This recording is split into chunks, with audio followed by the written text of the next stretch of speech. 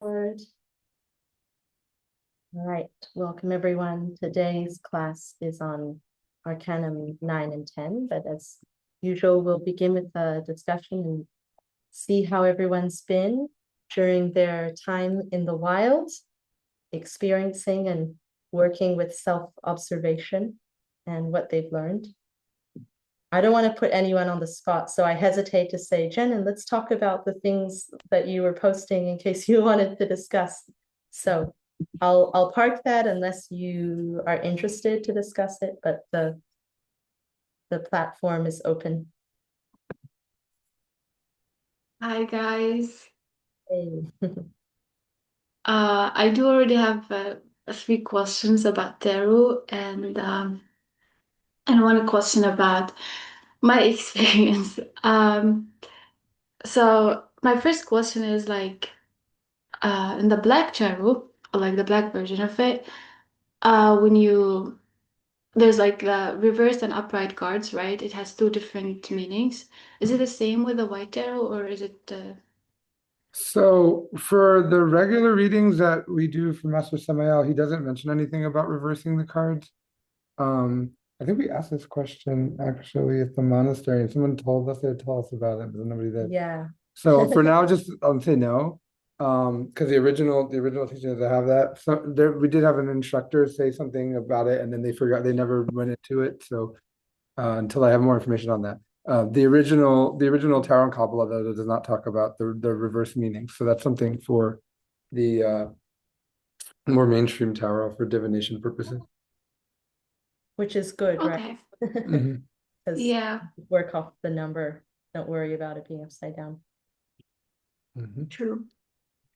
So for you mentioned before that some questions requires like just a simple yes or no answer. So if I want to ask yes or no questions, should I only pull one card from the major arcanas, or should I pull like the whole set, like one card and two cards of the minor? Oh You yeah, can pull do the one. the one card of the major and then the two cards of the minor, and then the answer will be the out of. So it doesn't work to pull like just only one card. Yeah, I see what she's saying. Like when we talk about pulling the card for the vibration of the day, we pull one card. Um, if you are asking for a spiritual question, then Master Samael gives that method of pulling one major and two minors. But I think you can also use your intuition as well. Yeah. So The thing with when you pull the three cards and then get the one card, even if it's for a practical question, it will give you more of the flavor of like a scene. It might be. It may give you more of a flavor or a scene of what the question of the what the answer is. Because the thing is without context, all of whatever your answer is as a major arcanum could be various answers depending on the context. I mean, of course, depending on the question, maybe it's obvious, but the thing is when we pull the other cards, then it'll give us some more context to maybe if we not sure exactly what the answer is based on what it says. But I suppose if it's really, really simple and you're just looking for like a yes or no, and most of the cards are yes or no, uh, we give a practical divination for them. You could just pull one, I suppose. But the three will give you some context on it. So like what kind of yes, what kind of no, and what are the reasons for that and things of that nature. Okay. Yep. Um, so for the major arcanas, I shouldn't um I don't know the word in English, but like, if it's minor, for example, and if I get like, for example, the card number 32, I say like, oh, 3 plus 2 is 5, and so on, right? But for the major, it's like it's no chance where I have to do this. Yeah, you don't reduce the majors in the summation. So if you have like say the two minors and one major and the major is a 15, you would leave the 15 but reduce the two minors to a single digit and then you add the single digits to the major. Okay. Mhm. does the front door ring as well?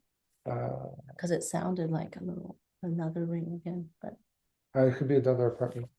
okay, so it's not us. Mhm. Yeah. And my fourth question is, what if I ask the tarot about something and I get the answer, but the answer doesn't resonate with what my heart is telling me? So what should I like? What am I supposed to do? I do trust and I have complete faith in the tarot and so on, but at the same time, am I supposed not to listen to my heart? And I do know also that my heart can be, it could be either like the consciousness or ego, you know? But like in this case, what am I supposed to do? Well, when we consult the tarot, it is suggested that we only consult it once per question. If we don't like the answer, that's something to meditate on, right? Um, Again, also with the context, there's context, like answers can have multiple layers of meanings, but the thing is that if we have a reaction to it, there might be an attachment to the situation. So, um, it's good to meditate and see why we had the reaction in the first place. If we have a negative reaction to the answer that we're getting, because then we may be too involved with the question to be seeing clearly in the first place, right?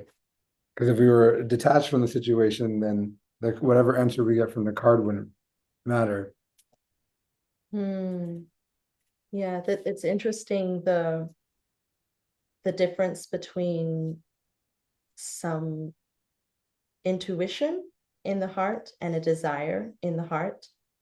When we say observe the resistance, it's referring to this feeling of being pulled in different directions, because that's how the egos work. We think we're an individual, but inside we're a multiplicity, and that's where you get that feeling of being tugged. How is it possible for one person to be pulled in multiple directions and to be confused, because inside we're not one person? When you were sharing this, I remembered many years ago a lady who had some kind of we could say universal connection, or some kinds of clairvoyant telepathic abilities. She said to me about someone that I was dating at the time. She said, "Oh, you need to leave them. They're not good for you and you're not happy." And when she said this to me, deep inside, somewhere very deep, I knew she was right. But a little bit further up in the subconscious, I didn't want to listen to her. And she looked at me and she said, "I know you know that what I'm saying is right." And I didn't listen to her, but she was right. And everything she said, it eventuated anyway. So that was something that it's an example that highlights those internal conflicts that we feel, where we can be confused about the sensations in the heart and what is from our intuition, from our being, and what is from desire. And that difference is what causes confusion. But we're not saying which one it is. It's something to meditate on so that we can know. Yeah, that's more saying it's not necessarily that you should listen to the card or not. The first would be to meditate on the reaction. So, because you want to remove the attachment and then see how the answer resonates with you after. Okay. So I asked this question because what I asked the tarot about was the thing that I manifested that came too early, too quickly. I don't know why, but and I'm not ready for it. So when I asked the tarot, it was like, yes, okay, do it, like go for it. But like I'm not ready, and I know why I'm not ready. It's there is some egos that's like preventing me to be ready and to take that, but at the same time, it's like it's not fair to like to enter something when I'm not ready. It doesn't work like that. So what am I supposed to do? Well, if, like I said, if you asked divinity for something and then you gave it and then got a confirmation on it, and then you're experiencing resistance from it from the ego, is definitely a time to take that and sit with that and try to remove that, because usually when there's resistance something from the ego, it doesn't like something that's going to be good for your essence. So especially since this case you're asking for something that's good for you and you got the confirmation on it, of course the ego has a resistance to it and wants to tell you you're not ready. Because it's a positive thing that you were granted, right? So obviously that doesn't mean to go ahead with also having the feelings that will make it complicated. Because right, then we're not removing it. But what it is an opportunity to observe those egos and then dissolve them too, as well as the thing that you've been granted. So that's what I would do with that is, withdraw a little bit, maybe take some time to yourself, do some extra meditation. You have the topic to work on, right? So, take that, work on that, try to understand it, comprehend it, and move past it, and then move ahead with what you're supposed to do anyway. But you don't have to rush in that sense. But I mean, when you're triggered on something, I mean, if you put the work in, that's the time to get rid of it, whether it takes like a few days or a week. While it's active is when you see it. So if you see it, then you can meditate on it and comprehend it. Just put extra time into it while it's there. Okay. Yes. Last thing. So to say the ego doesn't want us to have good things and happiness. So it tries to sabotage everything and prevent us from going into the best path for us. Okay. Last thing, the video I shared in the nature and pets a group, and Ruthie said that the plant is speaking to me, but honestly, like, are you sure? No, I'm not sure. Yeah. That Okay. was more like a joke. Yeah. Okay. Yeah, that's It wasn't that. supposed to be some divine guidance. Okay. Good. Yeah. It's under the Um. banner. Cool. I think I saw a show on Gaia once though, where they were like sort of playing music to plants, and then like low key they were like singing at a very like low resonant. Oh, I don't that's know if wonderful. I don't know if they could actually like talk though, but to some extent they can like move. They have like consciousness that links them to sound and can maybe even give off some type of vibration. Something like that. There was a documentary, I didn't see it, but a family member was talking about it, about like the wonderful world of trees and plants. And they were explaining the whole structure of the civilization that happens beneath the soil with both the mushrooms and fungi and the trees, and all of the roots are all having like full-on social interactions. It's a very busy world when they studied it. They form alliances, they have wars, they have communications, they have everything that we do. It's all go, and it's all happening under the soil in their own way. So I thought that was pretty cool that they definitely are conscious beings. And just because they communicate differently and they interact differently, and we don't remember when we were plants, so we think, oh, they're just quiet and standing there, but actually it's a whole big thing going on. Of course, an elemental, if you are sensitive to it, maybe could speak to you, but I don't think we would all hear it on the video though. So.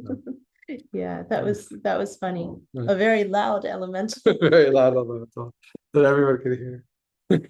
Yeah, it's really trying to communicate. Yeah. Thank you so much for your help. Oh, you're welcome. Did anyone else have something to share from the week, or any questions or reflections?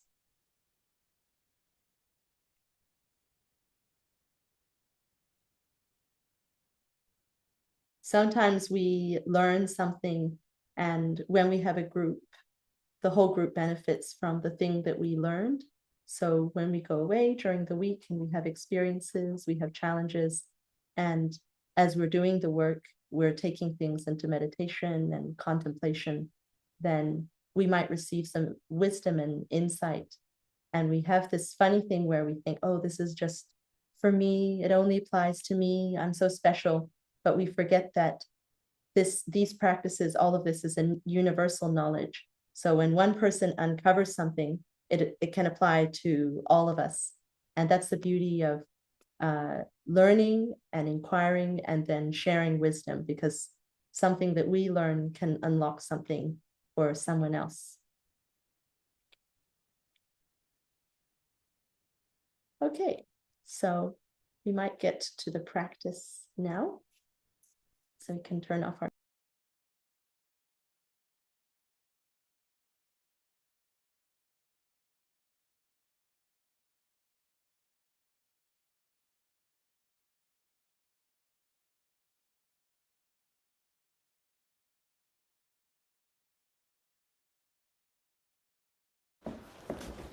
getting comfortable.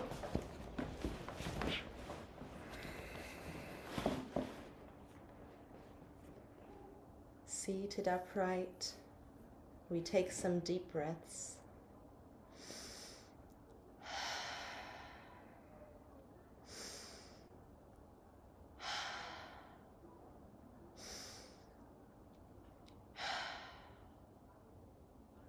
Now returning to the natural breath, moving through any final fidgets, settling into place. If we need to, maybe squeezing and releasing the shoulders a few times, or turning the neck from side to side so we can prepare to relax and let go of all sensation. Finally settling, we bring our attention to the breath.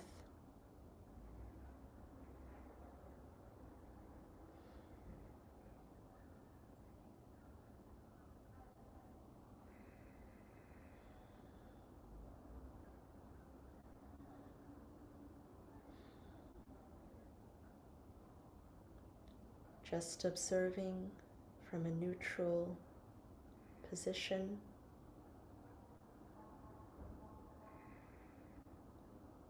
Not a person, not an identity, not a Gnostic student, not someone sitting in a chair or on a cushion. Just pure, neutral awareness, the cognition of the being, silently seeing all.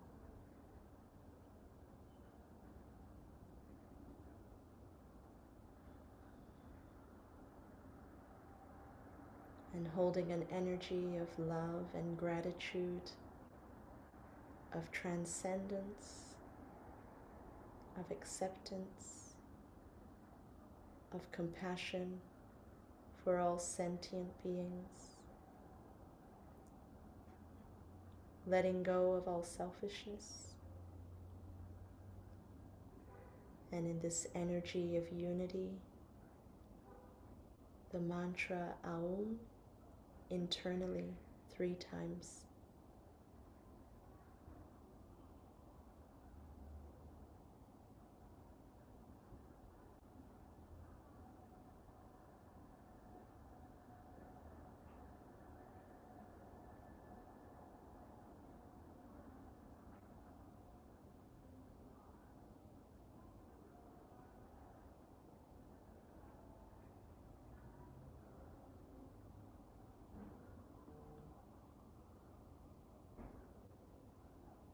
Now in this stillness, we pray in our heart, O my being, my particular divinity, I thank you for bringing me to the path. Please fortify my will, my consciousness, equip me for this work, to extract all the wisdom and the light from these experiences, from the course of daily life. Keep my feet firm on the path, light my way. Give me a mind, a heart, and a will Christified.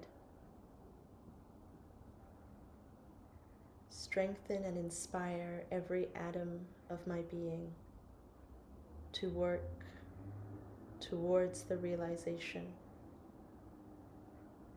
no matter how many incarnations it takes. Activate my awareness so that I can see with clarity beyond all attachments, beyond all rigidity, beyond all dogma,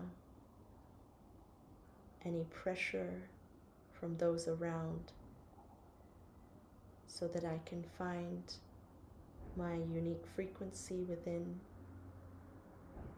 my inner being, the path back to source, back to unity, back to the absolute. Let me be unwavering in this commitment.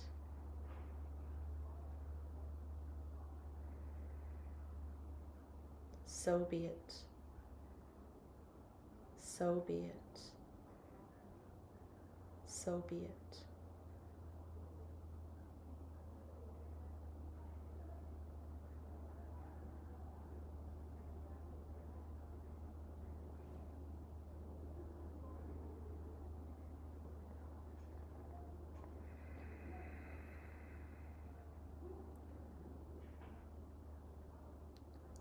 Let us focus in on moving the creative energy, summoning the Kundalini from the base of our spine. We will do a series of Hamsa breaths 7 times.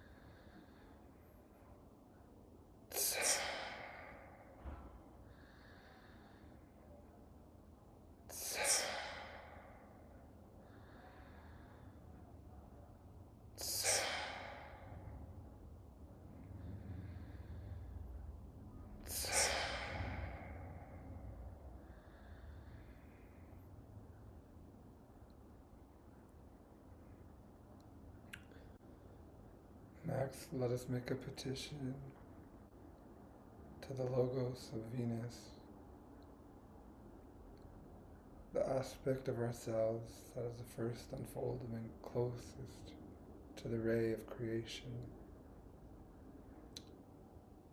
We call you, we invoke you. Come to us, O mighty Venus. Attend this practice. Antia Daunasastasa.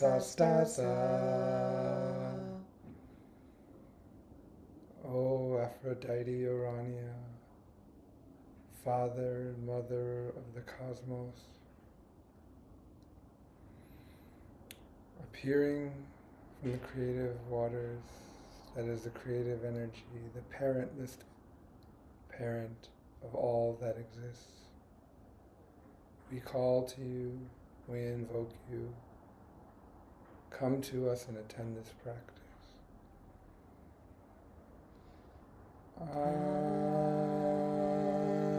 Antia Daunasastasa.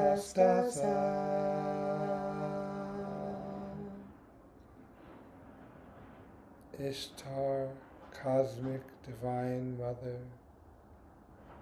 aspect of ourselves that is nurturing, protecting, beauty, creation, all wrapped up into one. We call to you and invoke you. We ask you to attend this practice.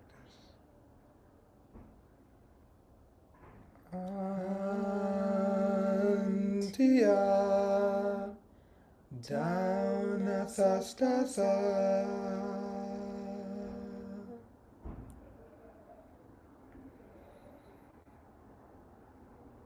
Summoning the energies of the Father from above, we recite the mantra Tum 3 times.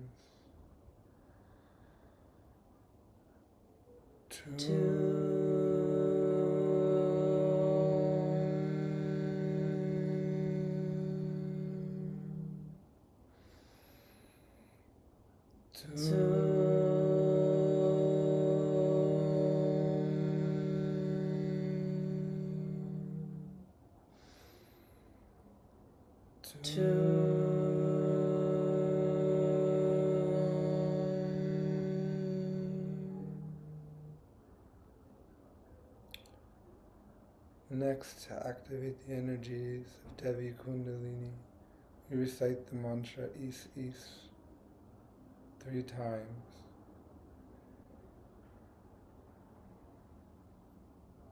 Is,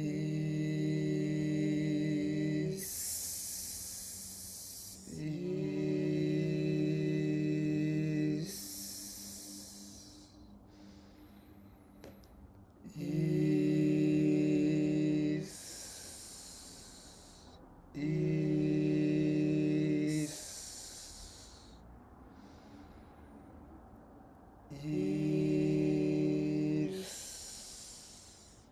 is,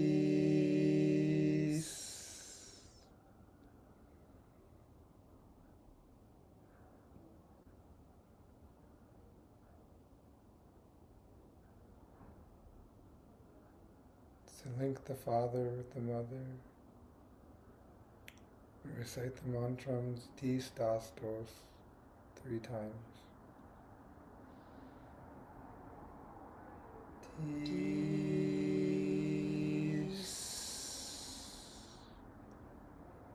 Das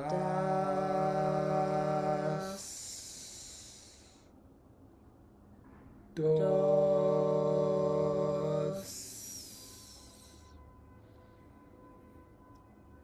Dis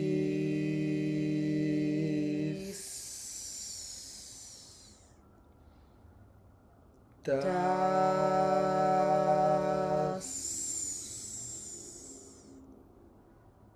Dos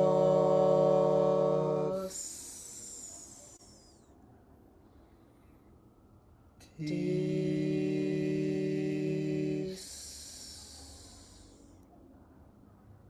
Das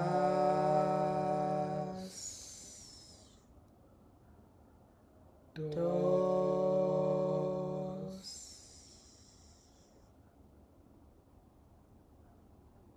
Merging these 2 energies at the crown of the head, the cosmic force of the Father,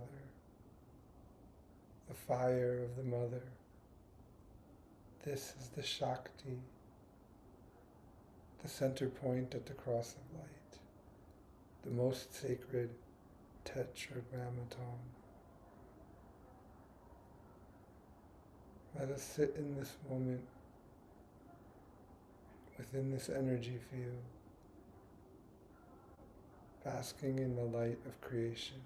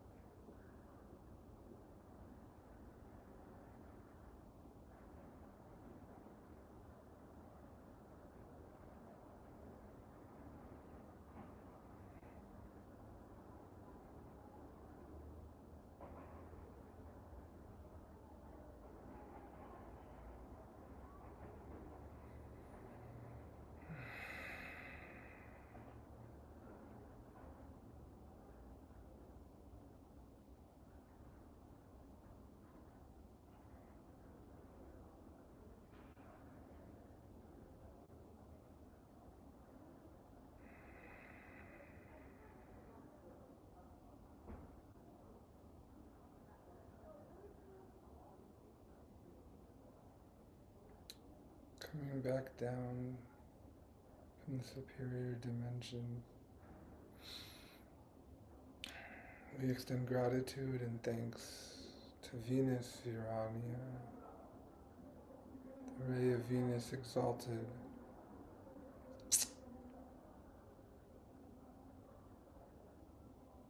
to the unity, to the consciousness that unites us all.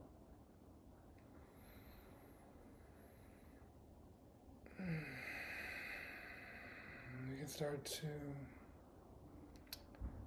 return to the physical body.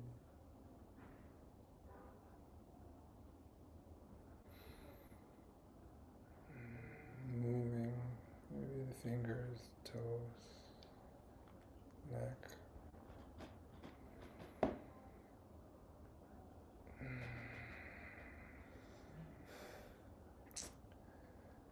Before we finish, I'd like to say the light within me sees and cherishes the light that's within each and every one of you.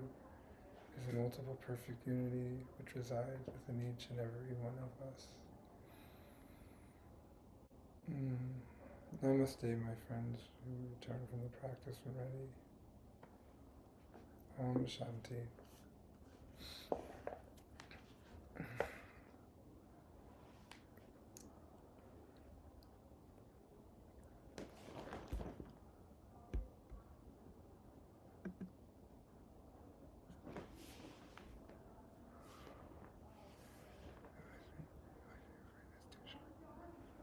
Yeah, hopefully that wasn't too short for everyone. We know some students have been saying, please, we want a longer meditation. We also want to get the classes in. So. You're trying to do everything.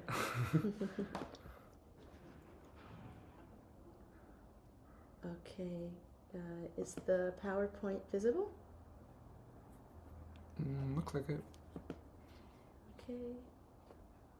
All right. So today we are on cards 9 and 10.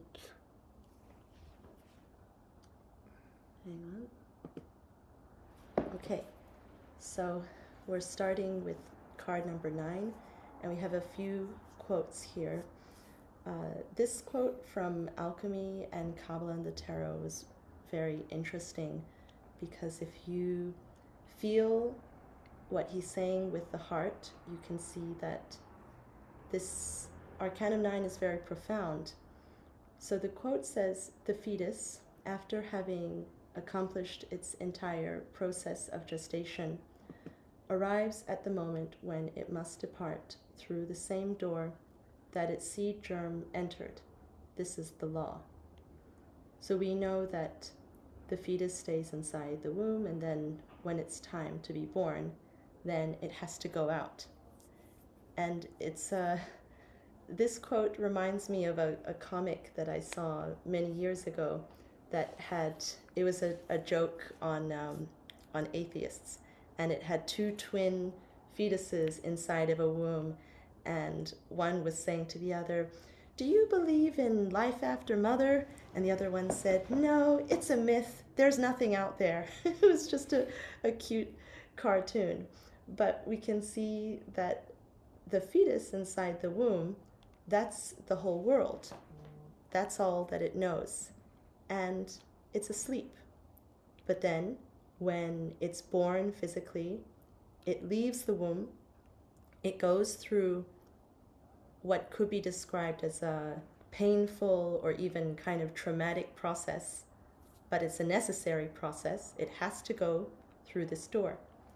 And when it goes through this door, then it's born into a new world and it wakes up.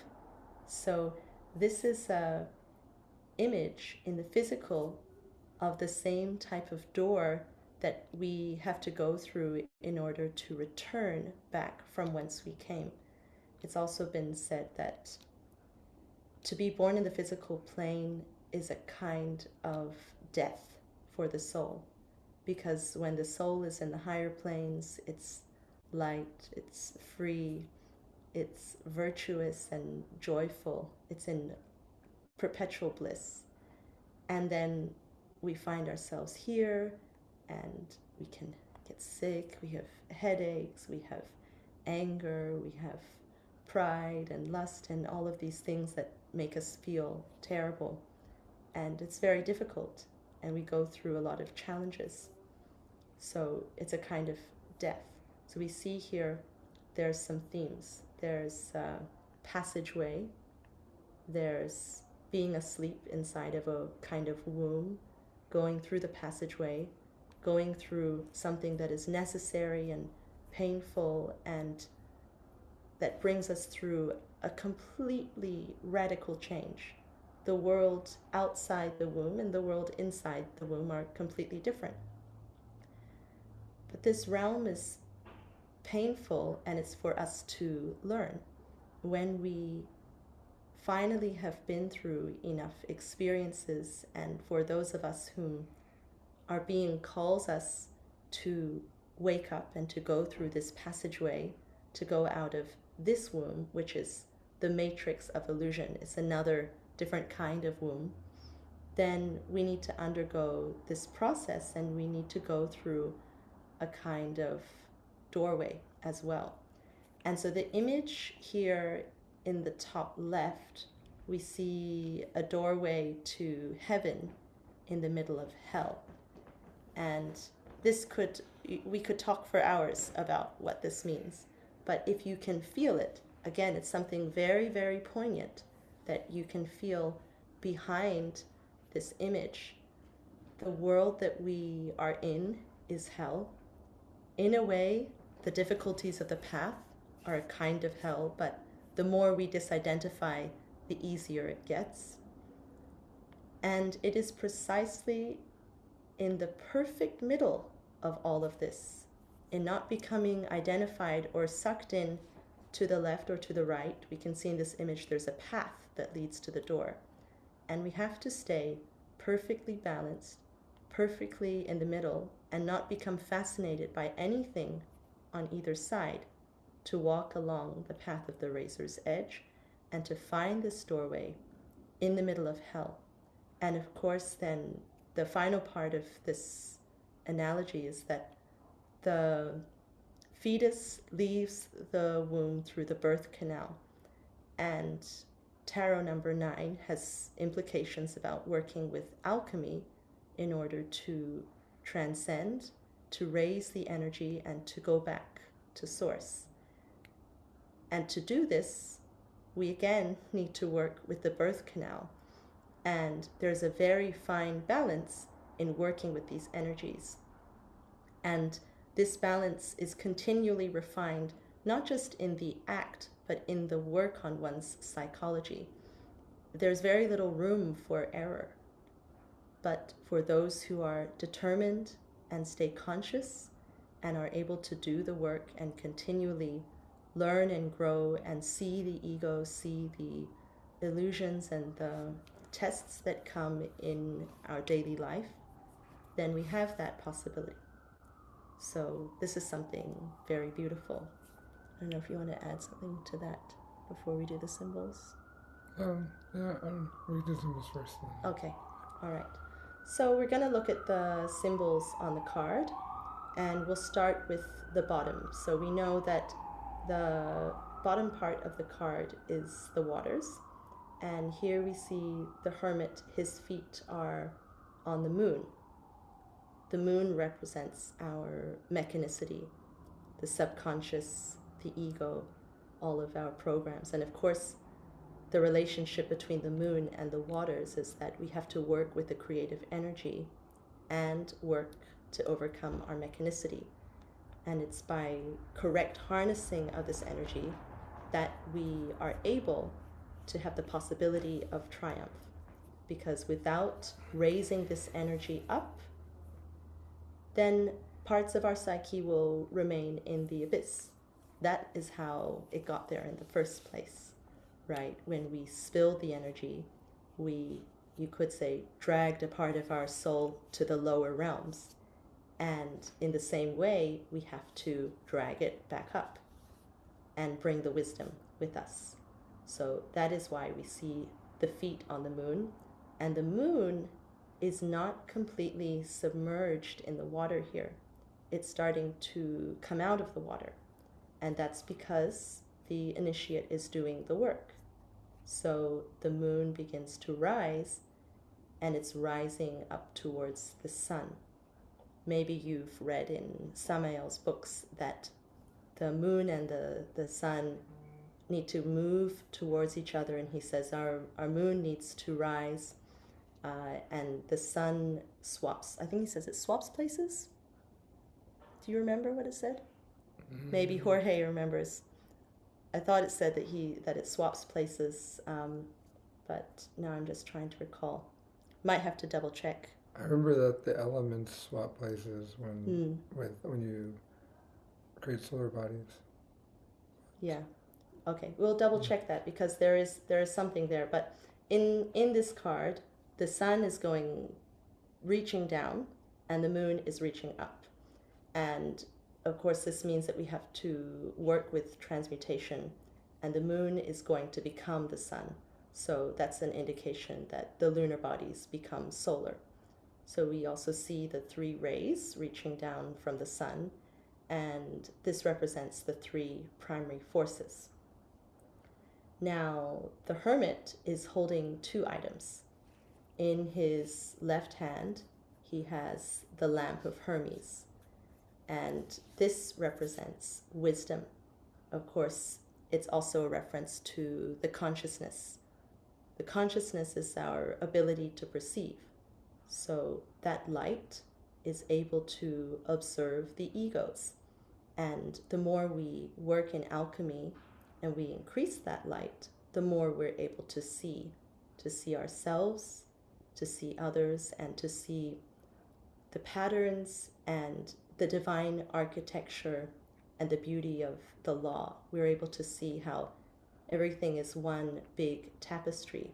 We see more and more how everything is interconnected. And so we have understanding. We have understanding, why is this person being this way to me? What is my involvement in this interaction? How did this situation come to me? And how I should respond. The more we grow the light of consciousness, the more we are able to see clearly and understand all these things. Like when we start to work on the ego, at first we don't see it, and we think that we are always right, and we didn't do anything wrong, and we have no ego. But then as we begin to observe, we notice some superficial things, and we say, oh, I was gossiping, I was criticizing, oh, I had a negative thought, okay, let me do better. But as we grow this light, we begin to see in more and more subtle layers. And then we begin to expand the field of awareness. And we start to be able to perceive the thoughts and the emotions as they are coming in to be manifested. And we become that eye that is watching and that can actually catch them on the way down to this dimension. So as we work with transmutation, we can grow that light, and that light is our wisdom. It's our ability to perceive correctly, to see how everything is interlinked. And then in the right hand, the hermit has the staff of the patriarchs, and Samuel Lanvior says this is the spinal column with the 7 churches. For those who didn't have a Christian exposure, sometimes when we hear the churches, we think, oh, what is the difference? Can't we just say chakras? Well, apparently the churches is also a reference to the chakras being in full development. So it's like the goal. The chakras are dormant and inactive, or they're blocked, and we need to do the work. We can work with the Val mantras, and we can work with the creative energy, and we can work to dissolve the ego. And to the extent that we are clear and pure vessels, then that pure source energy can run through. And the chakras are really just wheels or points of energy turning. In the past, when I was studying Gnosis, one teacher said, oh, don't focus so much on the chakras because they're just a part of this incarnation, really. And if you work and work and work on them and they're just a wheel of energy, so what? You have your whole ego and then you just die and you're born again somewhere else, and all of it was for nothing. That was quite an extreme view from him. And the truth is in the middle. So we don't want to put too much emphasis to where we only work on the chakras and we never dissolve the ego. But also, hang on, we just got a comment from Audrey. The sun and moon meet in the middle through the fire of alchemy. They don't swap but unite and transform. Great. Perfect. Thank you for confirming that. Yeah, I got mixed up. Okay. So we've talked about the staff, and then the night. Oh, actually, there's the palm tree in the back as well. And we've talked about the palm before when we talked about Palm Sunday. So we know the reference of the palm is victory, triumph. And of course, when we read the chapters from Samael Aun-Weor, there is some a bit of doom and gloom where he says, fear ye all who enter here, and things like that. That's because there is no guarantee. And as I said, if we look at the picture of hell and the path, we have to stay perfectly in the middle. And there's going to be things that come along that pull us. And these things are going to appear good. And they're going to pull us in different directions. It's going to happen. So if we do lose our way, we need to come back to the path. And this palm tree tells us that victory is possible. It's a representation of victory. But of course, there are many challenges. And that's why initiation is not for the faint of heart. But we can and we must. So here we are. The ninth sphere is obviously the work with sex. And it's where we work at the precipice between heaven and hell. We are in the middle, we are experiencing many difficulties, and we are also working to overcome and transform our psychology through that. So the hermit is someone who is alone. And this can happen on the path many times, where we become isolated, we can be misunderstood, we can be accused, and we need to stay serene and learn our lessons through all of it and not judge the people who bring us those tests. Samael Aun-Weor says we can have maximum ordeals, maximum trials in this work. But the palm tree is our reminder that yes, we can be triumphant. Yeah, so the hermit is usually, when we talk about reading wise, right? Practically, the hermit's usually, I guess, a good card if it's like a regular question, it's something practical. But there's a specific flavor when it comes to spiritual questions. In a sense, I mean, 9 is the work in the ninth sphere, as Ruth is getting at, and the hermit in itself is a symbol of the path itself, which is pretty vague if we think about it for the most part, like in the sense of like, oh, if I just like saw this in a dream. So, I mean, of course, with context, it could have this relation to sexuality and the sexual energy because it is Yasad and it is to work with the energy. So if we're having an experience that relates to, either transmutation or working with the sexual energy, it could have that connotation. But it is outside of a sexual flavor to it. Usually the flavor to this card is very much so about isolation. The ninth minor mystery is about isolation. Usually if we get this in a reading and it's related to a spiritual question and we're throwing the cards, of course, obviously we have to look at context. Maybe it could be telling us something about working with the energy, but usually it means that something is coming up where we're going to face isolation, whether it be that trials or tests or just that there's I don't know if that's yes or no. It could be a vague, right, depending on the context. But whatever it is, like we're working towards something, maybe we need to go into isolation to achieve it. If we have like some type of trials coming up, maybe we're going to go through a period where we feel alone. The hermit is very related to that. So that's a key aspect to it. Because, right, the hermit is wandering in the darkness, right, with the little light. And we need to grow that light to see more, the light of consciousness. But just some other things on the card too. You know, the hermit walks on the moon, right? So I know you mentioned the moon and the sun in the sense of the duality, which is a lot of duality in the card, but we're also walking on the moon. So in that sense, we have to walk on the moon to do the work, right? In the ninth sphere. Um, Also, the card is full of other dual symbolism as well. We have the ruler of this arcanum is Mars, um, Aries, Samael, right? And that's the fire element, right? Then Mars is also the ruler of Scorpio, which is also the astrological card related to this sign. So, sorry, Aries.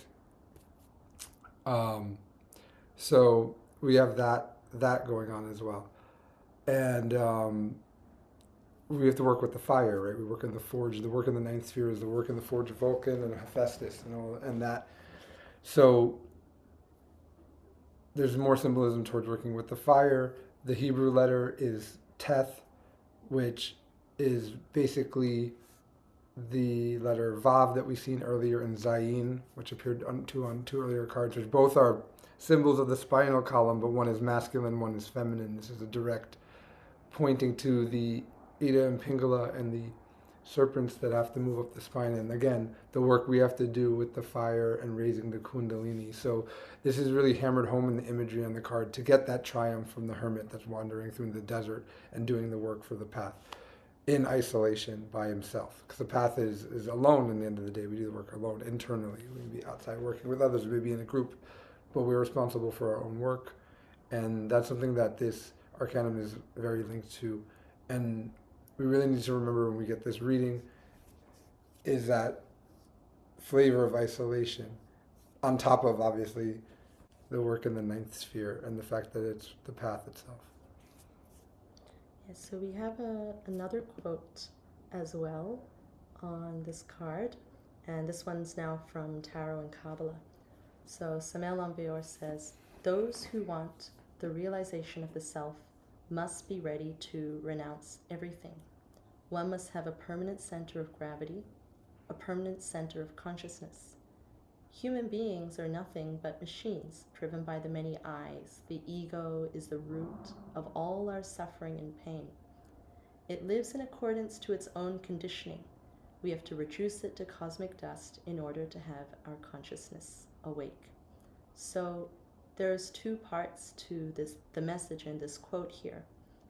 One is to be ready to let go of everything, because the things that we are attached to, the things that we say, oh, I really, really want this, whether it's our gluttony, our lust, our materialism, or our anger, our resentment, and I really don't want to let go of it.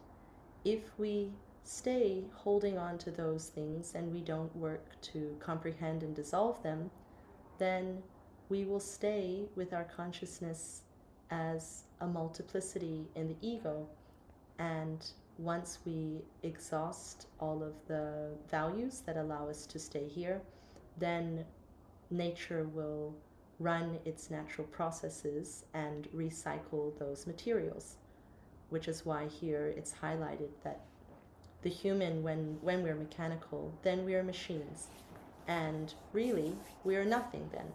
But the universe is trying to give birth to something that is truly individual, that has a permanent center of consciousness. It's just that we don't have that yet. So that's why we have all of these weaknesses where we can be swayed, we can be persuaded to someone's opinions, even if we don't really feel that that's right in our heart. And then the next day we go back because we regret what we've done, and there's nothing permanent there. It just is like a leaf in the wind. But if we are ready to let go of all of that and let go of this false self that isn't even real anyway and delivers nothing but pain, then we can walk the path. But we have to be ready to let go of everything. And the isolation that we are talking about, no one is exempt from it. When we are an initiate, we can look and see the different kinds of trials of those who walk the path before us. Samael Aun-Weor was accused and rejected by the other esoteric and mystery schools because they said, oh, you shouldn't reveal these things. These are supposed to be a secret only for the initiates. How can you give this to the public? And so they hated him and they said that he was wrong.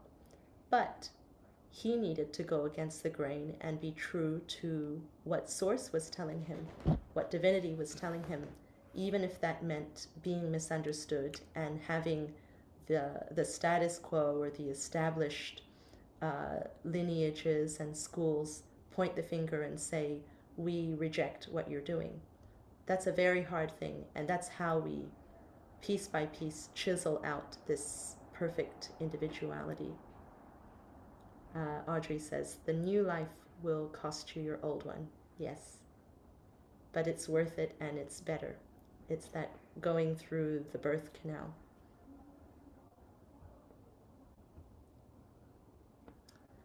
Okay, then we have an excerpt from Master Lakshmi on Tarot 9. He says, it's more of the same. It's the loneliness, so that we are ready for it. Because if we know it's coming, I remember during a trial of isolation, I complained to someone and they said to me, didn't you know you were supposed to be isolated? Can't you deal with isolation? And as soon as I connected that the isolation was part of the path, suddenly it didn't seem so bad at all, because the essence wants to help the being and to cooperate on the path. So when we know that this is coming and it's part of it, then in a way we can rejoice when it happens, because we know that, oh yes, this is just part of how it goes. To be misunderstood, to be accused, to be alone. So the hermit faces loneliness, trials, and pain, illuminated in the dark nights by that small torch of consciousness, to snatch from the darkness the light and consciousness he once lost. The hermit is a living representation of the man who renounces himself. So he's saying the same thing. The path is difficult, but that is how we triumph. Yeah, it's again with the ideas of the isolation and the suffering and the pain and the trials, and it's an important arcanum to really grasp, that I think very early on there's a trap for us when we come into gnosis and we come into the teachings, and we break away from society, right? We become the outcast in society. That's how everyone happens when they go through an awakening. But then we find ourselves, drawn to groups, and we find ourselves in a spiritual group. And then all of a sudden we forget that the path is about continuing to awaken, and to, as you continue to move forward, then you're going to continue to, if you're growing and everyone else around you is not growing, to then again be the outcast again, to be isolated again from the group. And it's just a series of these things, because your reality is moving forward while more or less more of the people around you aren't, right? But we get comfortable and fall into the herd mentalities. We get the comfort of a group, and then we forget that we're supposed to feel isolated. A lot of the times, if we come into a place and we get complacent and we become comfortable and we are just going along with what everyone else is doing without thinking, then we've fallen back asleep. And this is something that we beat on a lot. But it's true that we always constantly got to be pushing ourselves for our own unique way through something, and we should be at odds with others, because they shouldn't necessarily understand exactly how the test will manifest for us. That doesn't mean we need to necessarily try to be standing out on purpose or doing anything of that nature. But there is an aspect of, there's going to be times that what is right for us is not correct for the group, because that's the nature of the path, and these isolation events occur over and over again. It's not as a recurrence. It is a recurrence at a higher octave if you're doing the work. So this needs to continue happening. So it's something that we all forget about. And it's really easy to, make a small leap and then just fall right back asleep and stop doing the work. And we see it all around us all the time. We need to remember that descending into the infernos, descending into the ninth sphere, is a lifetime, if not more than a lifetime's work.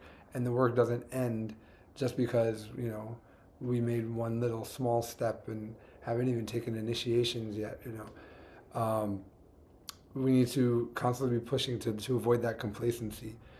And just really quick random fact, but also to look at how important the number 9 is to the fabric of the universe and stuff, is that the mathematically 9 is the one number, right, that no matter, you take any multiple of 9 and then you add the sum of it together and it will reduce down Kabbalistically to 9 again, right? So, 18 is 1 and 8, right? 45, 4 and 5, whatever, all of these, anything that's divisible by 9 or that you multiply 9 into will always stay 9 Kabbalistically. It doesn't change. And that's what we're trying to say, that it is the path, it is like this root of even the math that puts together the construct that we are within. So it is very important, this arcanum, and understanding the meaning of it and what it means to us in a spiritual sense. Outside of just reading it for simple divination, it's usually a good card if, for, like I said, a simple question, because it represents the path. So of course that's usually a yes if we're asking it about a future endeavor or something along those lines. But this is a very important card when it comes to spirituality, and also just like rating where we're at and if we're making progress. Sometimes if you get this in a dream, it could be, if we're going through something and we feel like maybe we've lost our way or something, maybe you get number 9 in a dream, right? And in that sense, it's just like a reminder that you're in alignment, right? It could be that. It could be, like I said, trials coming forward, isolation, context, right? It could be transmute more. But this is a very important arcanum to the path. The commandment is related to it is not to commit adultery too, which is another important thing, right? Practical sense, don't cheat on your partner. But remember, we've talked about this in the commandment lecture also.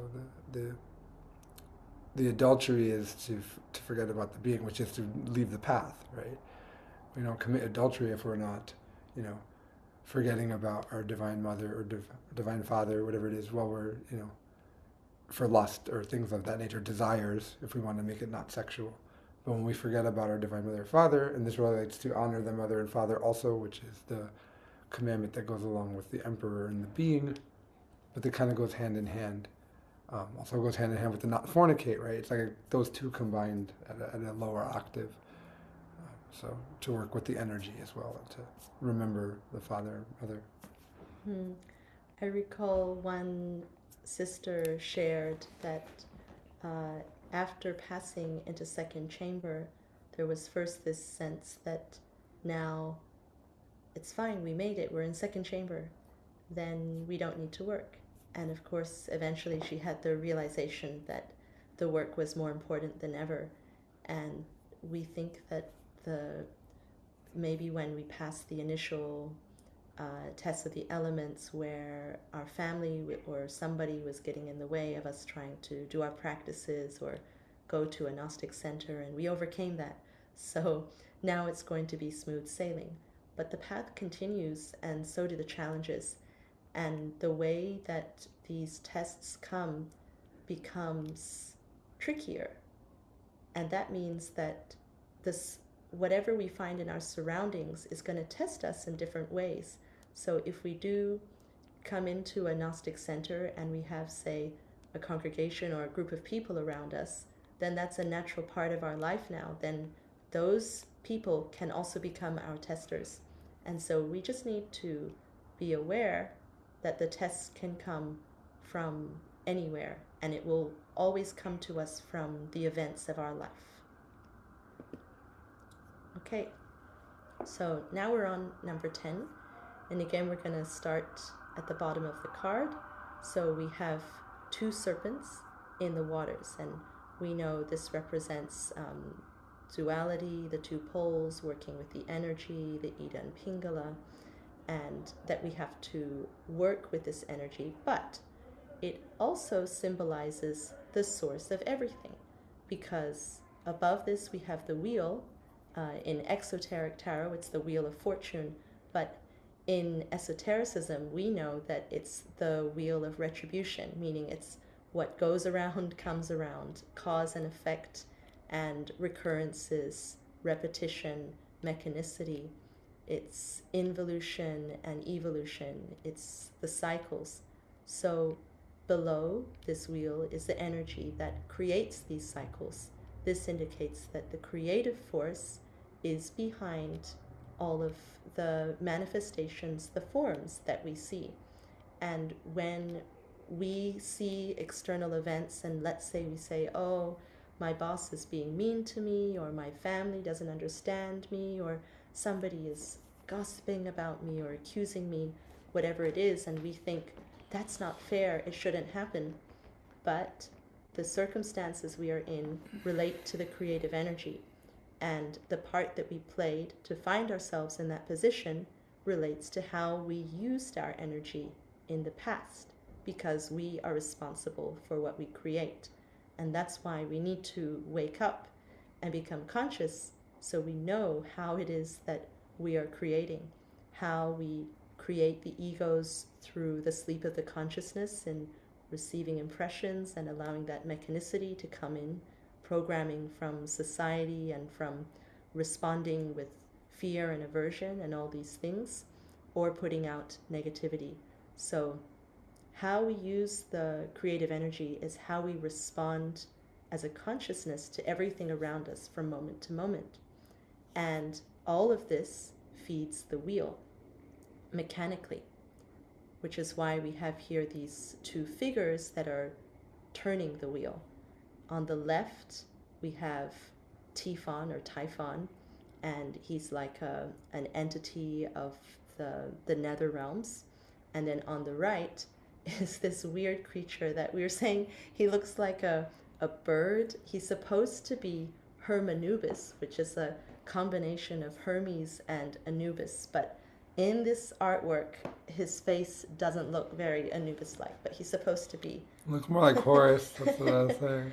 Yeah, so like the falcon head, but yeah, supposed to be Anubis, and together they turn the wheel. So on the one hand we have the negative currents that are pulling on the wheel, and on the other hand we have that divine aspect of the law that is just. And both of these representations or entities, symbols, are the ones that are returning the wheel. And this also connects to how we know we have 108 lives, and in these 108 lives we get 3,000 turns around the wheel. And something interesting we came across, I don't know where it was, we came across that someone said that we need to be, it was in the Secret Doctrine, that we need to be towards the end of the 3,000 to have the chance to complete the realization. yes, it was Blavatsky that we have to go through 3,000 times before we can actually even be able to do the work. Yeah, so because when you look at the maths of how few will complete the work, then it makes a lot of sense. You can have very, very large groups and people who are interested in Gnosis and working with the practices. And that's not to have some kind of fear where we say, oh no, well, does that mean I'm going to fail? Because Jenna asked, she said, what do you mean 3,000 times? About 3,000 times, 3,000 lives. So that's not like 108 lives, as in one turn around the wheel. It's 3,000 turns around the wheel. What Master Samael says is that there's some essences that in a Mavantara will never do the work. And for some reason, they don't know why, they don't get the inquietude that they go around the wheel 3,000 times, and then that's basically the duration of the universe expands and contracts, and they go back to the absolute without doing the work. In the Secret Doctrine, what was this talking about? It was hinted that perhaps that the reason why those beings don't have the inquietude is maybe they're just newer, and that those that do the work for self-realization have already gone through a prior Mavantara, not in this one obviously because you get 3,000 every Mavantara, but that at one point they had already gone through an existence where they went 3,000 times around the wheel, and in like a prior universe or whatever, and then they've already had that experience, so then now they have the inquietude to evolve because they had to go through the process of at one point being a being that had no interest, so now they do in this Mavantara. Yeah, it's very interesting. But the 108 lives is after, so just to recap, you start at the bottom and you move through the mineral, plant, animal kingdoms, and you come up to human, and there's 108 lives. And then you go back down if you don't do the realization process. And then that's one turn, and there's 3,000 of those. So that's a lot. And that's the whole universe. But of course, it can fluctuate as well depending on the law, on the situation. Like they say, if you are already out of lives or turns, but now you're coming into the work and you want to do the work, then of course the law will be merciful. It's not going to say to the abyss when now you're actually trying to work on yourself and dissolve the ego. So that's where it can be flexible. And then finally, at the top of this card, we have the Sphinx. So I think another the question. 3,000 might be symbolic, but basically is that if, and like I said, granted, this is like the duration of the universe, because one turn around the wheel is one time up from the mineral kingdom to the animal to the plant, and then you did 108 human lives, then went back down to the animal, back down to the plant, to the abyss. But in the sense of time, I don't know, like billions and billions of years, or however long we're in Mavantara, the 3,000 might just be symbolic for the force of three, but what it is that it just means that anyone who doesn't went around and around and has been doing the process and just never awakens till the end of the universe, because everything eventually returns back to source, because there's a period that we call pralaya, which is when the universe goes to sleep. So right now we're in the beginning of the universe. The universe is still expanding by modern science. When we look at it, we're expanding. Some scientists say it's going to expand forever, but with some discernment and some consciousness, what happens is that actually eventually it will reach a certain point, and then the universe will start to contract back, and everything will come back into nothing and go into the absolute. And then there's some indeterminate amount of time, because time doesn't exist there, but for it stays in that pralaya, and then a new universe is formed from everything that went back in. So the 3,000 times on the wheel is symbolically, we don't have to say it's exactly that, it's symbolic for the amount of time it takes for the universe to expand and contract. So however many billions or trillions of years that is, right? And then, so if in essence didn't do the work that whole time, which wouldn't probably be anyone here, because everyone here is showing some spiritual inquietude. We're talking about like the NPC who's like the mailman, and every life he's a mailman, and he never gets into religion, and just whatever. And then the next planet he's on, and he's whatever they do there as a menial job, and then so on and so forth to the end of the universe. But what they were saying is that those might be just young souls, and that's just actually, it's not that they never do the work, it's just that for this Mavantara, that's part of the development, and then in a future epoch, they would then be more developed and then be going through the process that say we're going through right now. At least that's what was hinted at. It was vague, but it was just another interesting. Yeah. I little mean, tidbit. Saw based all of this. He pulled all of the cosmology from the secret doctrine, but he simplified it down because it's a really heavy manual, and not all of it. I mean, it's fun to talk about, but it's not necessarily useful for the work. But yeah, It can help you to connect the dots and have a better understanding of what is happening in the here and now. So it does have benefit. The more we understand, the more we know how to respond to our reality. But that doesn't mean that everyone has to go out and read it, because Adonis is reading it and then he can share it with all of us. It's it's not that easy to read. But anyway, let's come back to the Sphinx. So the Sphinx is sitting at the top of the card, and we know the higher dimensions look down, they trickle down or unfold down to what happens below. So above all of this, we see Mother Nature is ruling this wheel, and that shows that she's in charge, or she's behind it, that it's a natural process.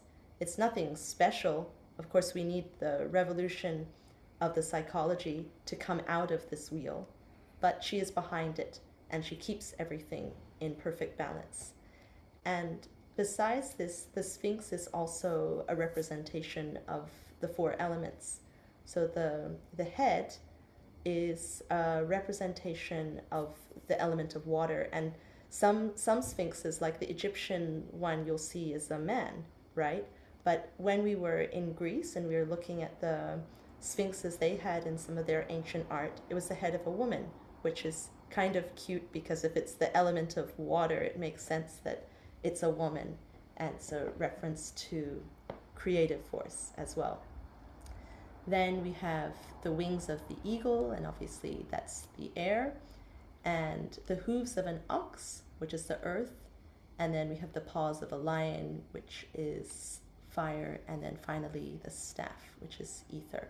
So this indicates to us that when we are in the wheel and we are in mechanicity, those four elements are at work, and they're part of what keeps the construct running, what makes everything happen.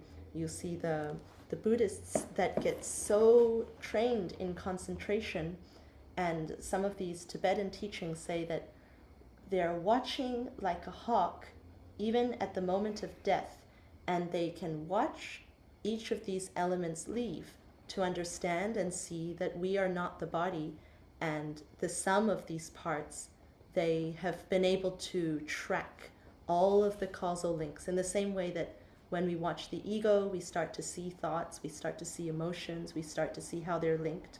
They can watch these elements, and they know when an element leaves, say the element of water leaves as the body is dying, and then suddenly they feel very dry. And then, of course, when it finishes, then the consciousness leaves, but their work is to stay awake and stay aware so that they can leave the body consciously. And then they map out, okay, this is what happens. These elements leave. So these elements are playing out in all of nature, and they're what makes everything tick.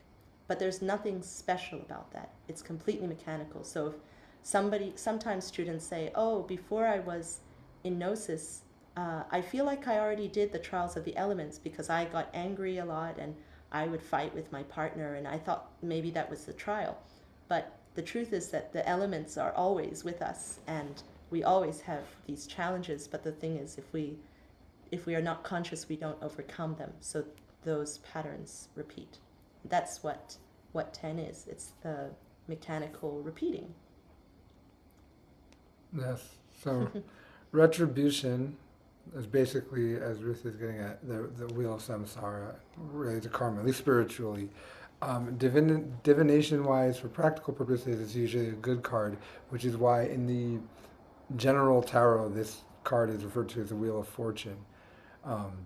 Usually, like it promises prosperity coming forward as a divination, so it's usually like a yes.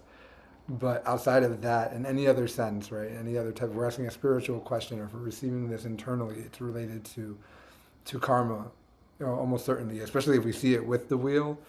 10 can also be related in another way to the 10 Sephira and all on the tree of life. But even that also, that synthesizes down with this card as well, because if we think of, if we split 10 dualistically, because, right, the wheel of samsara is evolution and devolution. So it has a dual aspect to that wheel, We split 10 in two, you have 5 and you have 5. Well, if you remember, 5 is a hierophant and 5 is the law. It's the cause and effect. So the positive aspect of the evolution of the wheel is when we're working positively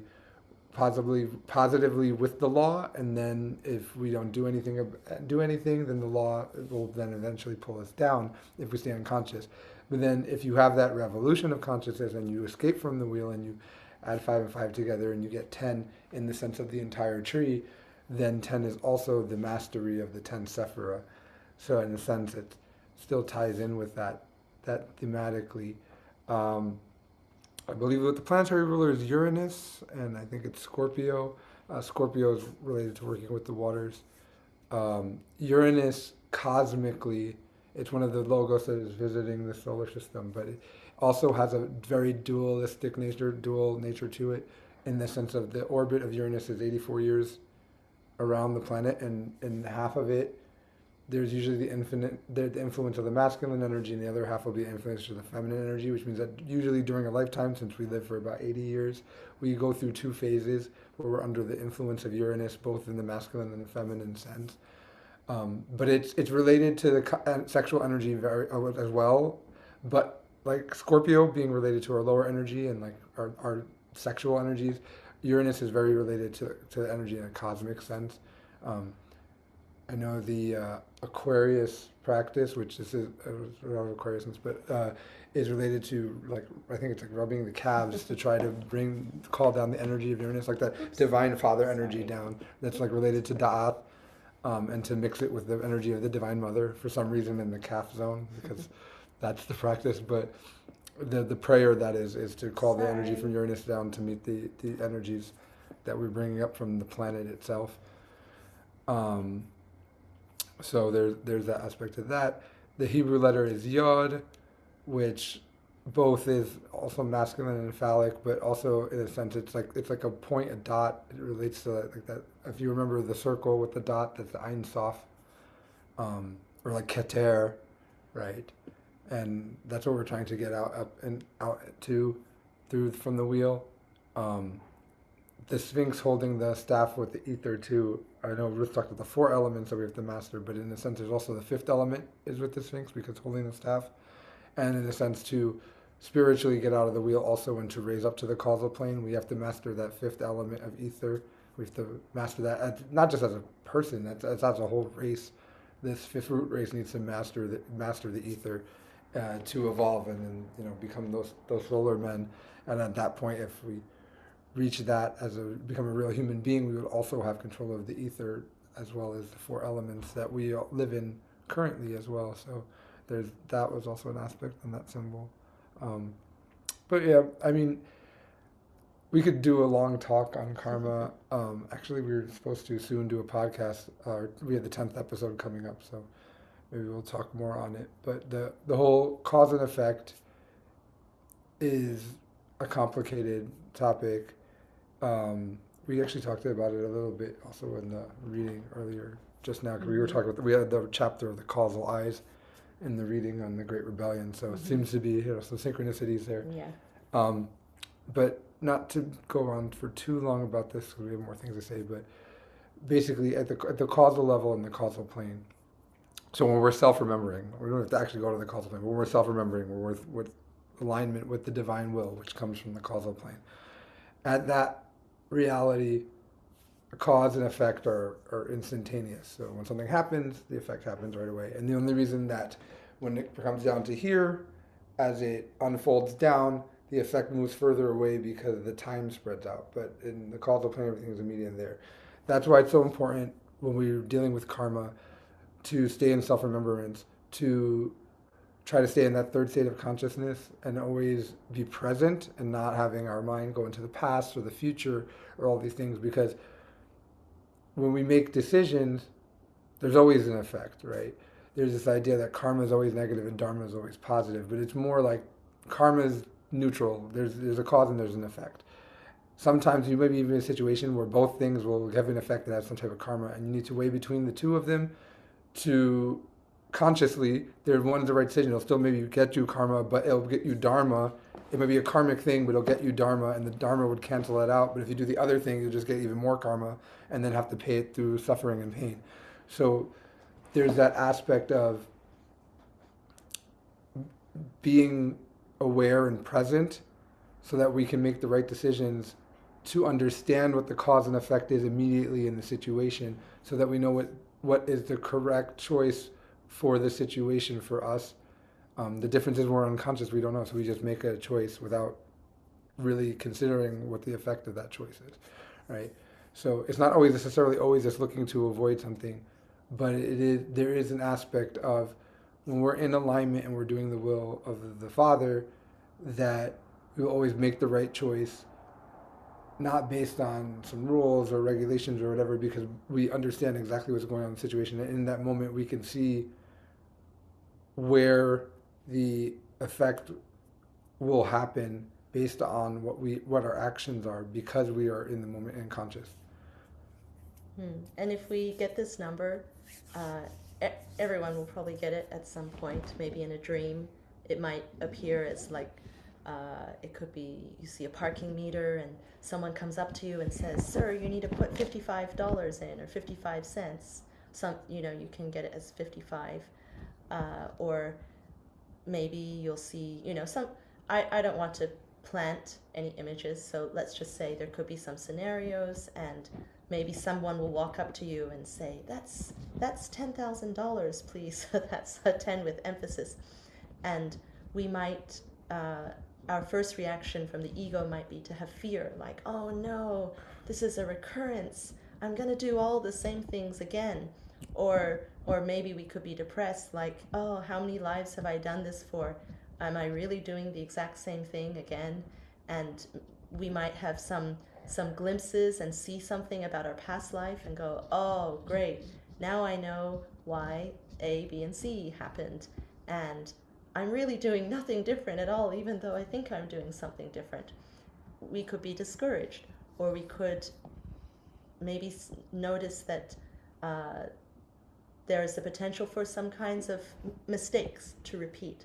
And so if we get this number, we shouldn't be frightened, but we should know that it's true, it is happening again, it is a recurrence, and the good news is that we are being told about it so that we can act consciously, because the recurrences have a very, very strong magnetic pull, which is how you could even be living in one country and suddenly move all the way around the world and think that this was something new, and then find that in your past life you were living in this city and you were doing all these things, and then go, oh, okay, this is nothing new at all.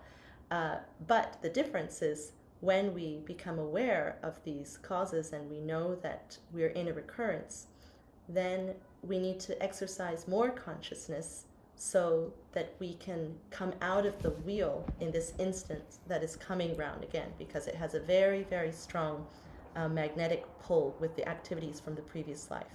It doesn't mean that it's good or bad. It just happened before. Yeah, so.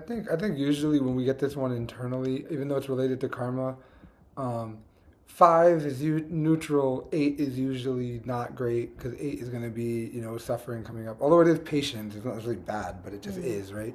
I think usually if we're getting this contextually in a dream that's related to karma, which we'll know usually, so that means we're being told about a recurrence, and usually from the context we'll know that's what we're being told about. In that sense, I would say that usually this arcanum, this numerology is a good number, because good in the sense of you're being alerted to something to watch out for it. It's like a warning, and then you know that it's coming. You might even be given context that hints at what that recurrence might be like, so that you're prepared for it when it comes around, so that you can consciously avoid it and raise that level of being. In another sense of context that this comes up with a lot of times internally, and there would be more of a negative context, is there could be a flavor sometimes of if you're really just like off the path for that moment, or you're like asleep, or you're like caught in something and you're not aware of it. It could also be trying to tell you what you're trapped in. So in that sense, that would be kind of bad. It's like, oh, you're like right now identified and asleep in this thing that you're not seeing, even though you're doing the work, right? So if the context is like that, and that would usually be different than some type of recurrence, based on the context of the dream. I'm not going to go into how that is, but everybody's internal. But usually it would have a different flavor of an experience. And then, of course, like I said, also you can get 10 that's related to spiritual things when it's not with a wheel. It could also be related to the great work itself.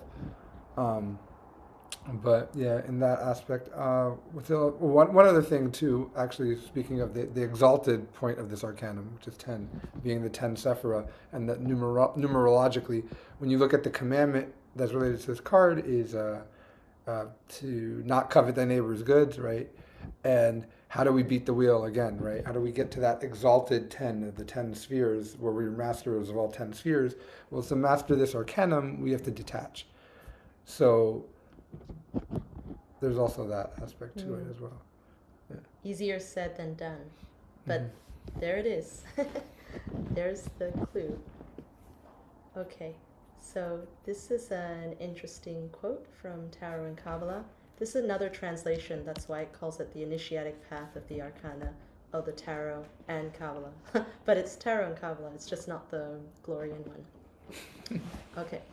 So if one studies the Egyptian Book of the Dead, one sees that it is Isis who is called to put the ego to death.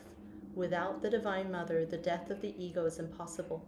The essence is freed with the death of the ego and becomes lost in Osiris, the divine Christ. The essence resurrects in the heart of Osiris. Where will our feelings, our attachment to things, and our desires be?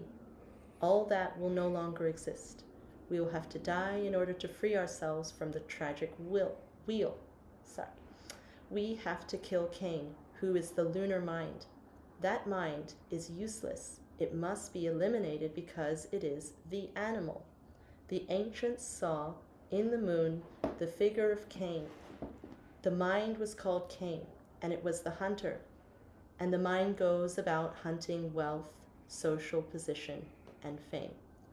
So we talked about recurrence and how to get out of the wheel. And it's the same advice. We have to die to ourselves and the desire that keeps us trapped, that keeps us suffering.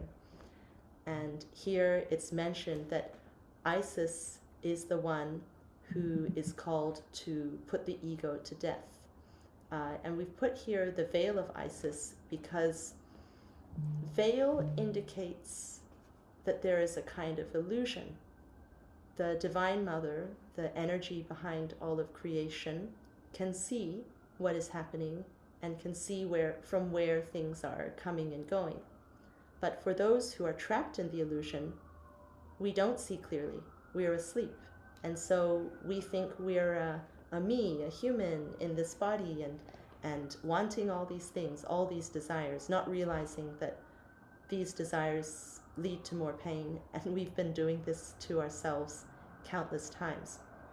So there's something beautiful here in the mystery of what is behind the veil of Isis, because Isis sees the truth. She's the Divine Mother. She's the one that is able to help us with the dissolution of the ego. And as we progress along the path, we gain consciousness to where we really understand the nature of reality, not just in theory, in what we read intellectually, but we start to understand intuitively. And this is connected to lifting the veil of Isis, or real gnosis, where we understand the mysteries internally. And we know, and nobody can tell us something different because it's something that we experience for ourselves. The reason it has to be experienced is because it's profound and transcendent, and it cannot be told in words. It has to be experienced by the individual. And that is why the great masters like Jesus and Buddha, when the profane came and asked them, or even just those who were intellectual asked, tell us the mystery of the universe, tell us the secret, tell us how the universe was born, what is the key, what is wisdom, these kinds of questions. And the masters remained silent, because the most profound truth can't be told in words. It is behind the veil. And if we want to go behind the veil, then we have to kill these desires, this ego that keeps us trapped in the wheel.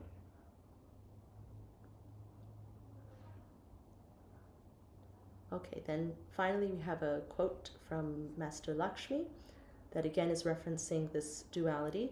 And he says, we through our work must leave this duality and place ourselves on the path along which the Redeemer of our world travels, on the way of the cross that will lead us to material, mental, and spiritual perfection.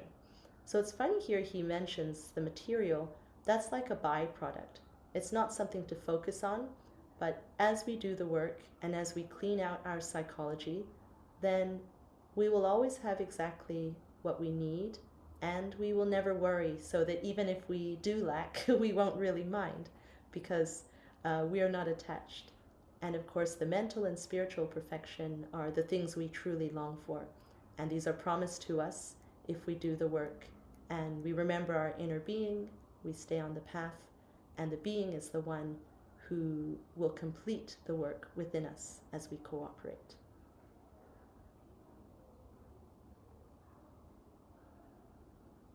So that brings us to the end of our lecture. Are there any questions or comments? I have two questions that came up to me during the lecture. So the first question is, I looked through many cards in the tarot because I have the book and the cards and so on. And almost like more than 50% of them speaks about alchemy. And I understand that like this energy is the like one of the biggest and strongest energy, of them all. But the thing is, if I want to ask the tarot about different subjects like relationships or jobs, trips, moving, whatever it is, how is that gonna fit in the question? Yes, well, that's what the point of this class is, although we haven't got too much of it, is that Master Samael does tend to focus on alchemy with everything. Um, and also the symbology on the cards is also very alchemy heavy. But the thing is that he just talks about the symbols and then talks about alchemy and then doesn't really talk about how to use the cards per se.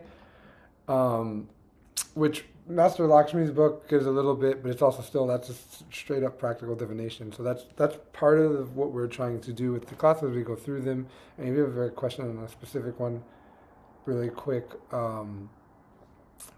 we'll get to them. But the thing is that outside the first three cards are very abstract, but most of them do have a certain flavor. So like today, for example, sure, we could talk about how all of them are related to alchemy. We talked about the symbols, and all of them have alchemical symbols. But the hermit is almost certainly isolation, and then like a symbol for the path itself. Whereas like the Wheel of Fortune, retribution, is related to karma, recurrences, things of that nature.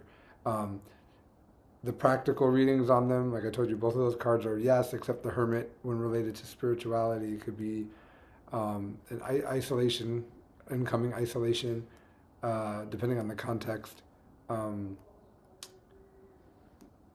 Say maybe the same thing also with the wheel. If it's a spiritual question, even if you throw the cards, it could be also a recurrence based on the context of the minor arcanum. But yeah, so far we're trying to give more of a use for reading them. So we've gone through 10 cards.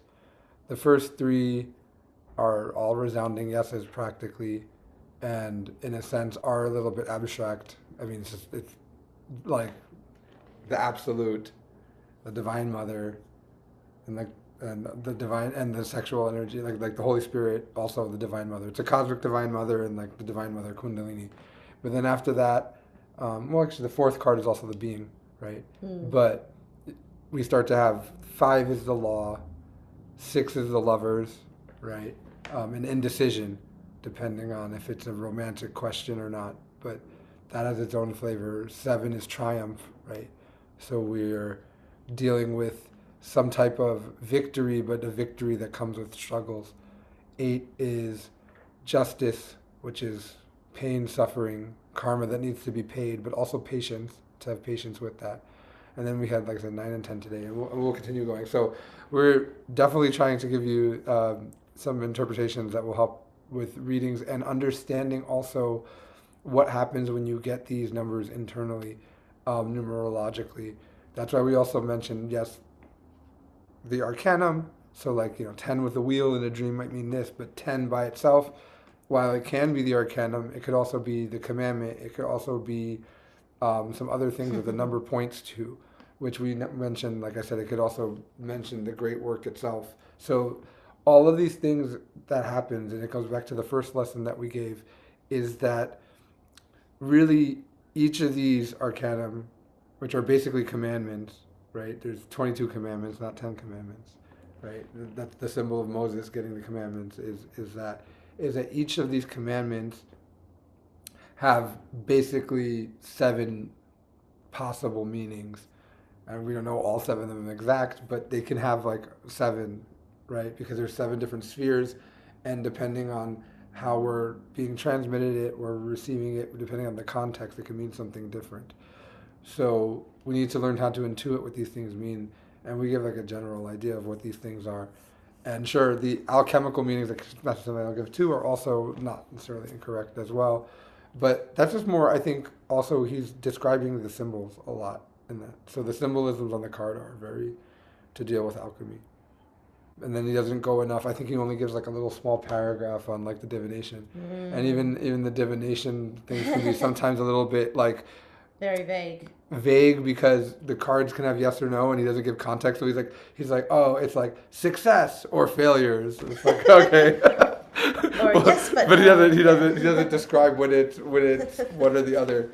So and then that's where the context comes in because of the symbology and the flavors of the cards. Because a lot of them can be yes or no depending on, like I said, even something good like the magician, right? Well, if you see the magician in a cage in your dream, then it means you're not listening to the being, even though it's good. It's not good that he's in jail, right? So we have to be able to intuit these things. But by understanding what the pictures and the symbols mean and what the numbers mean, then when we get them, we can compare it to what's going on. And it's really, that's the most important, is in our internal experiences. When we throw the cards, it's really easy to be like, this one's yes, this one's no.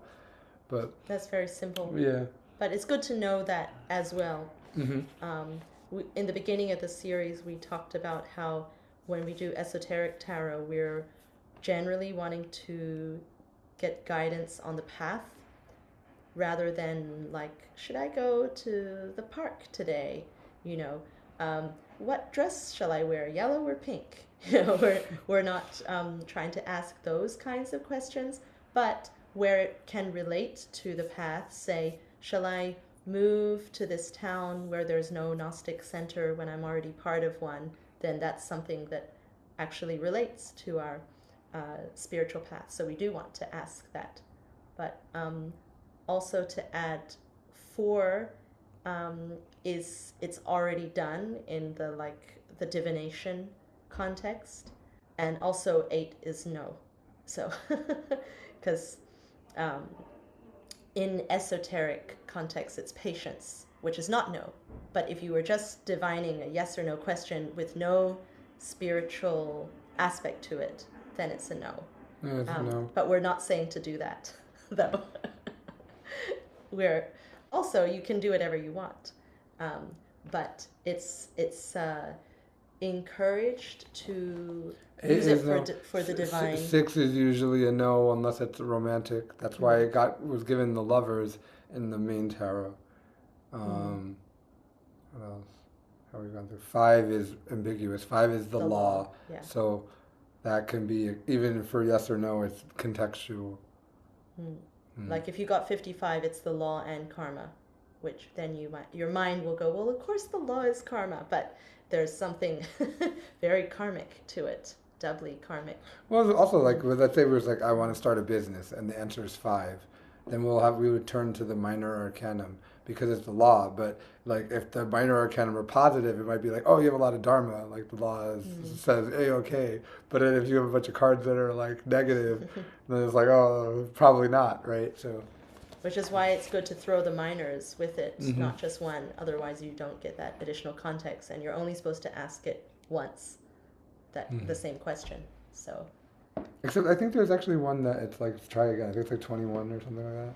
Maybe. There's one that if you throw it, it's like, oh, your question might be bad, so you re-ask it in a different way. Yeah, change the question. Yeah. I believe it's like 21, but. If you get that card, it's like a no, but also that you can ask again. Only on that one. Because it might be like, if you rephrase it, like it's like, not quite sure what you're asking or something. Or can't answer it in the way you want or something. So ask a better question. Yeah, but the most important thing to understanding our dreams and these messages is to develop intuition. Because in the beginning, we like to ask a lot of questions, and that's good, and we need that. And that's completely fine, and we might ask questions for a long time. And then at some point, we need to start developing our intuition, or what we can do is get the answer intuitively, and then in the beginning we can also check with others, and then then we can confirm, oh yes, the intuition seems supported.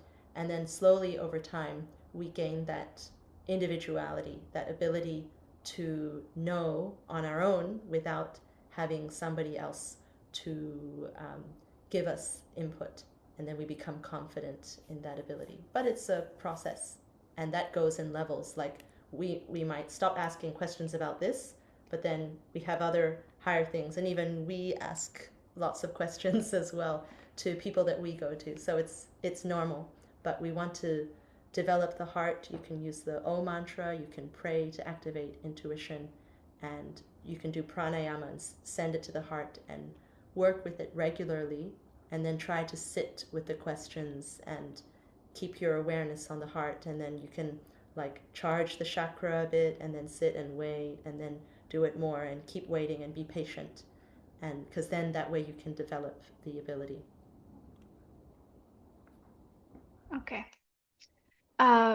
Second question is, I remember in the beginning of the teachings about tarot, you said that sometimes we don't receive any numbers in the dreams because like the universe already knows like this person doesn't have this knowledge.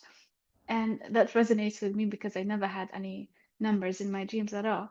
But funny enough, recently I had a dream, and to keep in mind, I didn't ask anything, so the dream just came out of nowhere.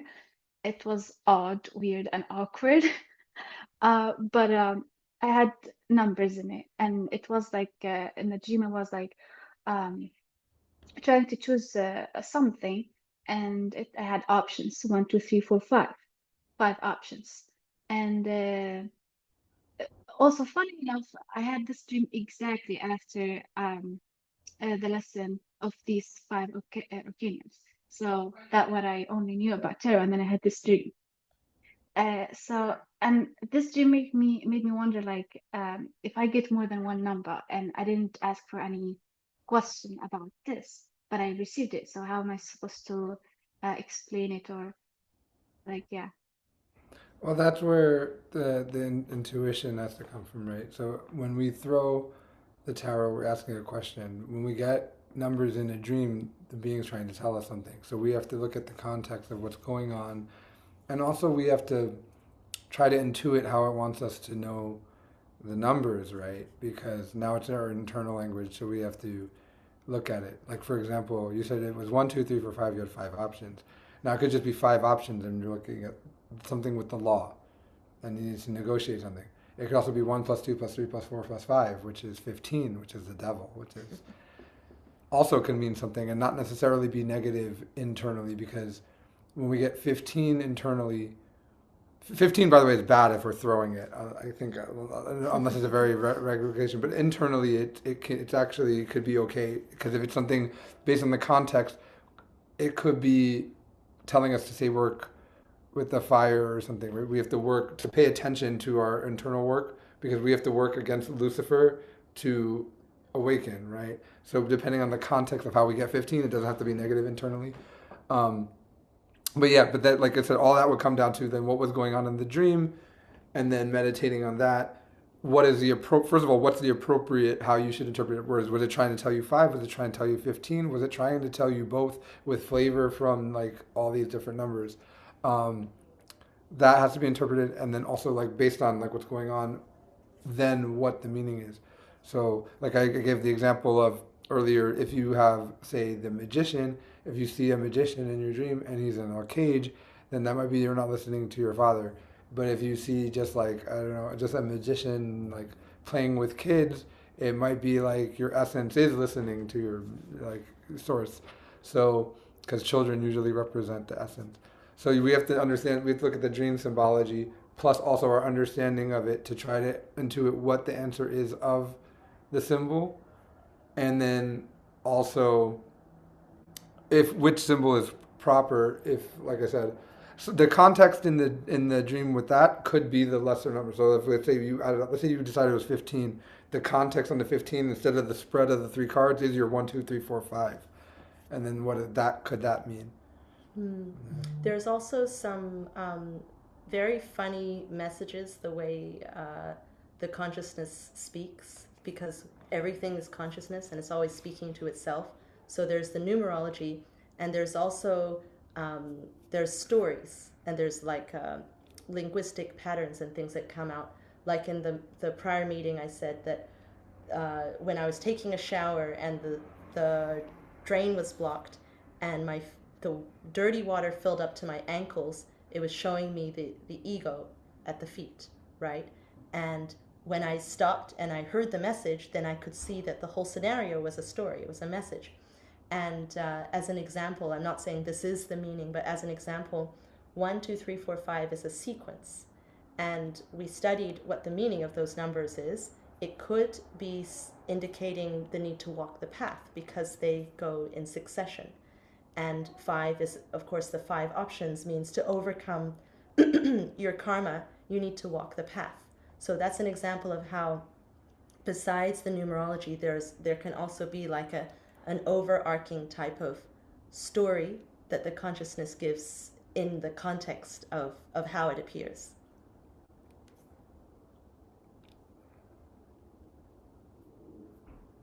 Was that helpful? Yes, definitely. Now I have so much to think about. Yeah, thank you so much. Great, you're welcome. So this brings us to the end of the meeting, and we will proceed as normal, even though next week is Thanksgiving on Thursday, but we'll continue with the Sunday meeting. So take care, and we'll see you guys next week. Love and light. Bye bye. Bye. Thank you. Yeah, everyone. See you.